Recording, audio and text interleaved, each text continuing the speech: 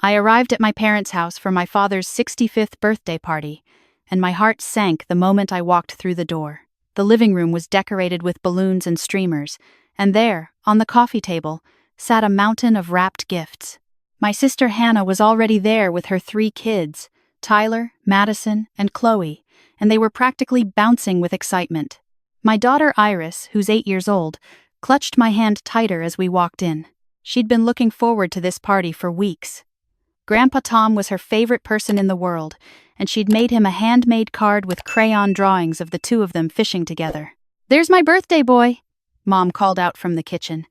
Dad came over and gave me a quick hug, then bent down to ruffle Iris's hair. "Hey there, little one," he said.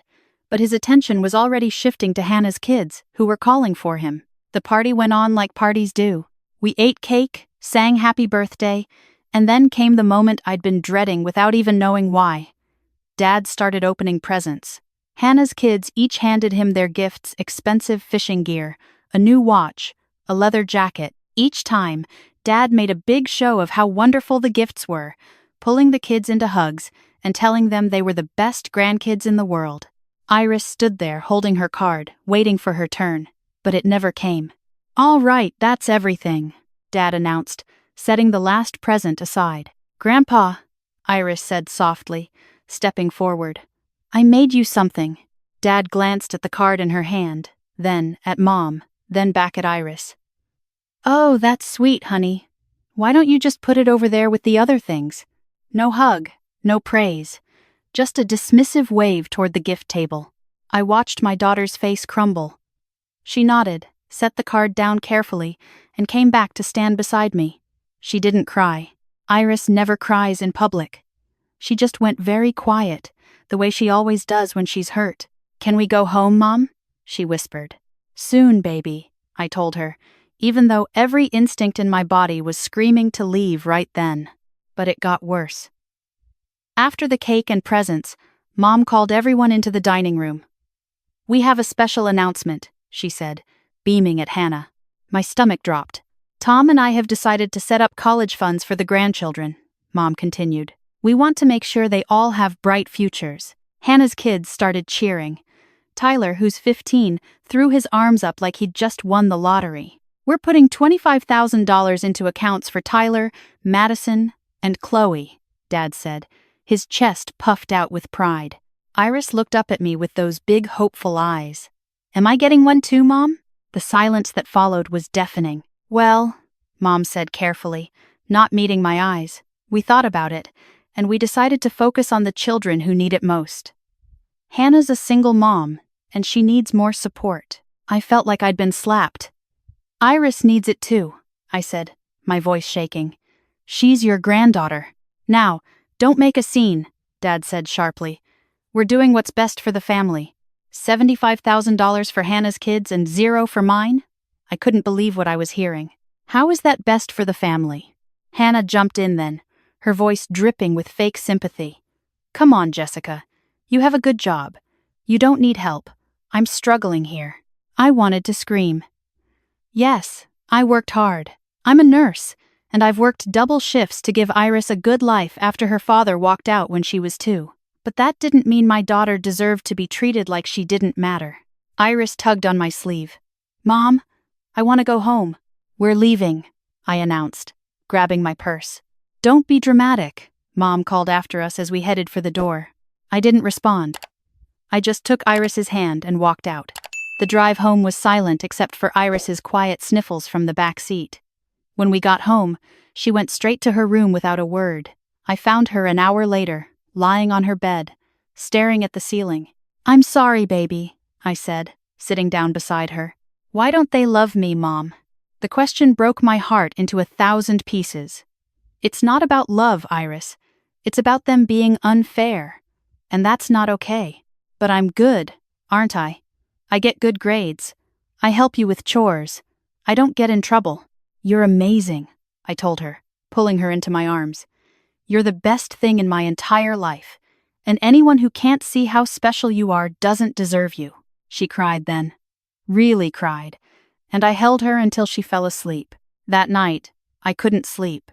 I kept replaying the party in my head, Kept seeing the look on Iris's face when she realized she'd been excluded. By 3 in the morning, I'd made a decision. My parents had set up a trust fund years ago, after my grandmother died. The trust was substantial, nearly $400,000, and it was supposed to be split evenly between Hannah and me when they passed. Mom was the trustee, but both Hannah and I were listed as beneficiaries. What my parents didn't know was that my grandmother, before she died, had made me a co-trustee. She'd told me it was in case anything ever happened to Mom. Someone needed to have access to manage the funds. She'd trusted me because I worked in finance before becoming a nurse. I pulled up the trust documents on my laptop. My hands were shaking as I read through the terms. There was a clause that allowed a co-trustee to modify beneficiaries under specific circumstances, including cases of demonstrated unfitness or conduct contrary to the trust's purpose of family welfare.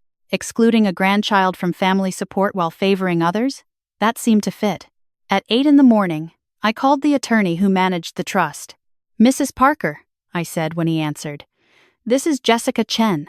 I'm calling about the family trust." "Of course, Jessica. What can I do for you?" "I need to execute my rights as co-trustee and remove 2 beneficiaries." There was a pause. "That's a significant action. Can I ask why?" I explained the situation, the college funds, the favoritism, the way Iris had been treated. My voice stayed steady, even though my hands were shaking.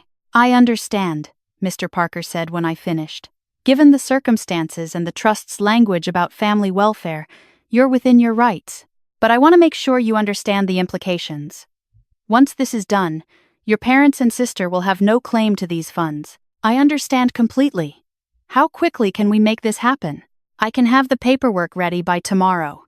The changes will be effective immediately upon signing." "Do it." I spent the rest of the day in a daze. Part of me couldn't believe what I'd just set in motion. But every time I doubted myself, I thought about Iris's face at that party, and my resolve hardened. The next day, I signed the papers. Hannah and my parents were officially removed from the trust.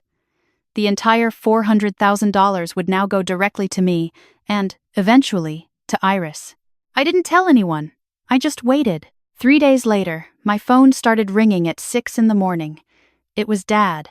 I let it go to voicemail. He called again. And again. By the time I got out of the shower, I had 12 missed calls from him and 7 from Mom. Then Hannah started calling. I made myself a cup of coffee and listened to the voicemails. The first one from Dad was confused. "Jessica, we got a letter from the attorney. There must be some mistake. Call me back." The second one was angry. "Jessica, what the hell did you do? Call me right now." By the 5th message, he was panicking. "Please, we need to talk about this. This is our retirement fund. You can't just take it away." Mom's messages were similar, but she went straight to guilt. "How could you do this to us? We're your parents. We raised you. This is so ungrateful." Hannah's messages were pure rage. "You vindictive bitch. That money was supposed to be mine. My kids need that money. You're destroying this family." I deleted all of them and blocked their numbers. But Dad found another way to reach me. He showed up at the hospital where I work, waiting in the parking lot after my shift. When I came out, he was leaning against my car. "We need to talk," he said. "I don't think we do," I replied, walking past him to unlock my door. "Jessica, please. I'm asking you, begging you to reconsider.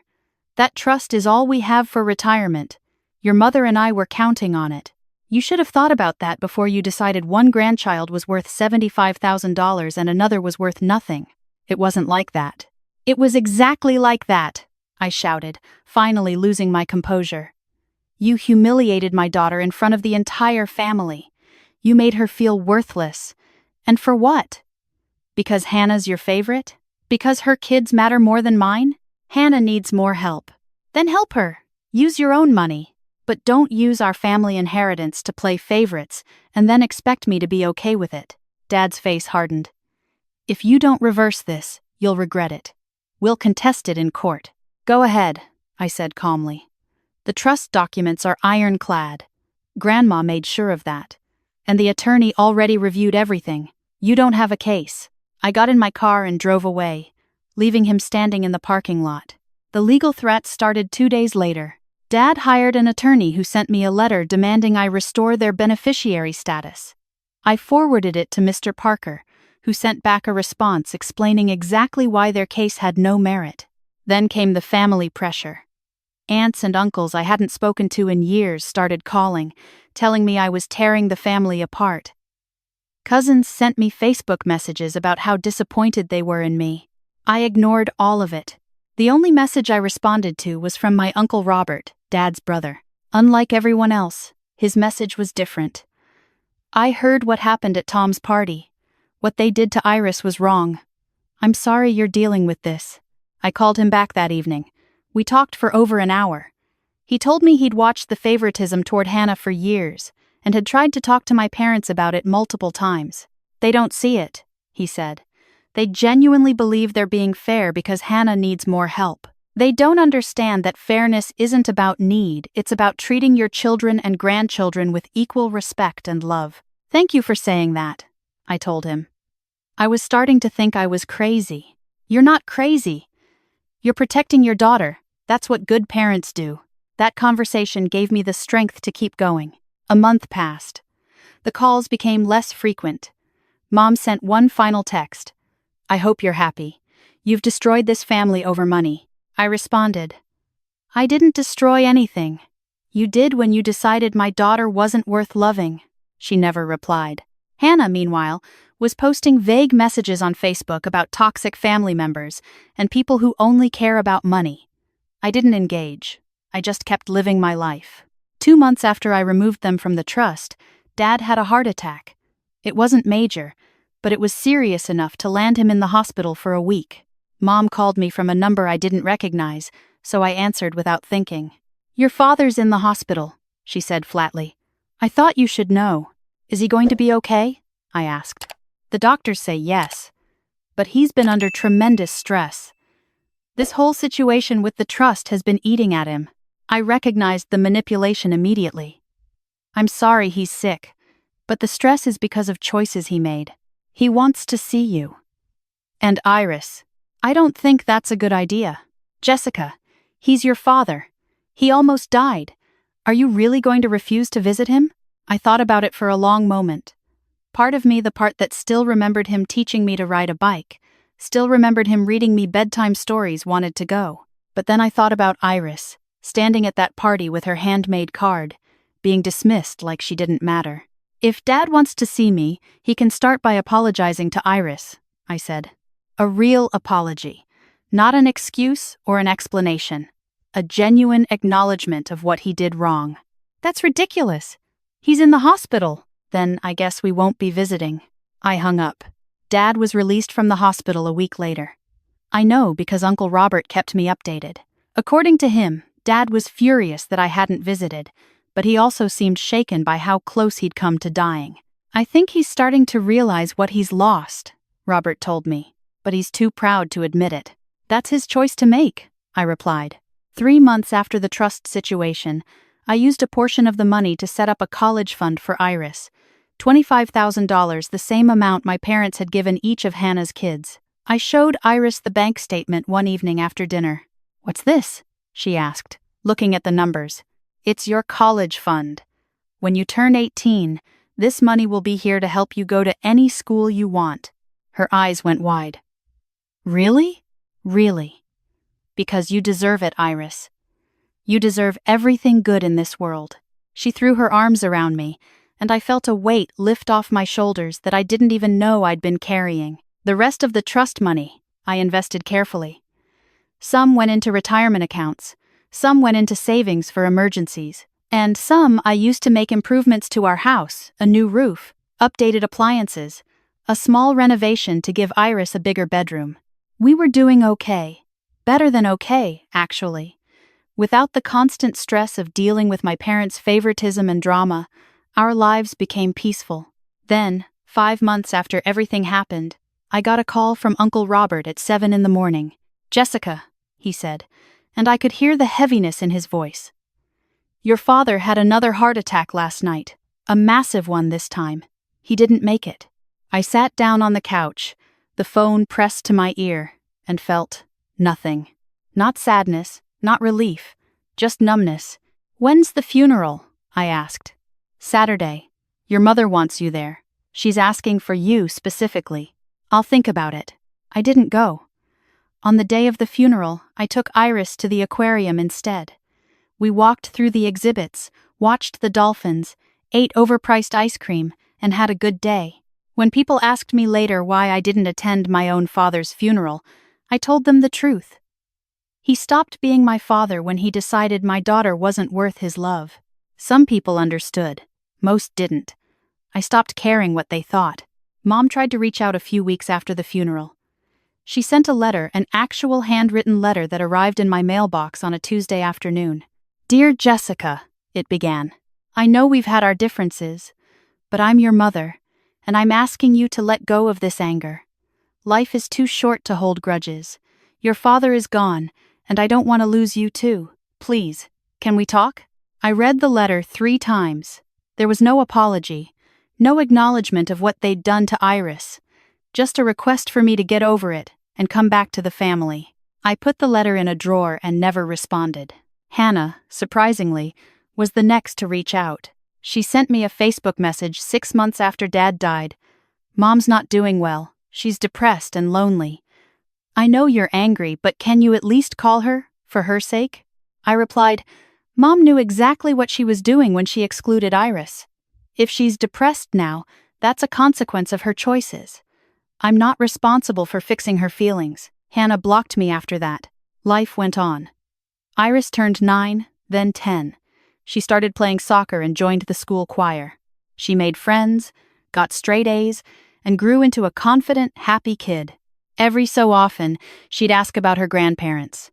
I'd tell her the truth that sometimes people make choices that hurt others, and sometimes the best thing you can do is walk away. Do you miss them? She asked me once. Sometimes I miss who I thought they were, I told her. But I don't miss how they made us feel. I don't miss them either, she said quietly. Is that bad? No, sweetheart, that's honest. 2 years after I removed my parents from the trust, I got a letter from an attorney I didn't recognize. Mom had filed a lawsuit, claiming I'd acted inappropriately as co-trustee and demanding the trust be reinstated with her and Hannah as beneficiaries. I forwarded everything to Mr. Parker. He called me the next day, sounding almost amused. They don't have a case, he said. The trust documents explicitly give you the authority you used. And frankly, their treatment of your daughter provides more than enough justification. I'll file a motion to dismiss, and this will be over in a few weeks. He was right. The case was dismissed with prejudice, meaning Mom couldn't file again. The judge's ruling even included a note about how trust beneficiaries can be modified when their actions are contrary to the trust's stated purpose of family welfare and unity. Mom had to pay her own legal fees, which I heard were substantial. I felt a small twinge of satisfaction at that. The last time I heard from anyone in my family was 3 years after the original incident. Hannah sent me a message through a mutual friend. Mom had a stroke. She's in rehabilitation. She's asking for you. I thanked the friend for passing along the message and said I'd think about it. I didn't visit. I didn't call. I sent a card with a simple message. I hope you recover fully. People probably think I'm heartless. Maybe I am, but I'm also a mother, and my job is to protect my daughter, not to let toxic people back into our lives just because they're related to us. Iris is 13 now. She's thriving. She's confident, kind, and secure in the knowledge that she's loved. She doesn't ask about her grandparents anymore. She's built a life filled with people who actually value her, her friends, her teachers, Uncle Robert and his family, and me. Last week, she came home from school with a permission slip for a school trip to Washington, D.C. The cost was $1,500. Can we afford this? She asked hesitantly. I signed the form without hesitation. Of course we can, baby. You're going to have an amazing time. Thanks, Mom, she said, hugging me tight. You're the best.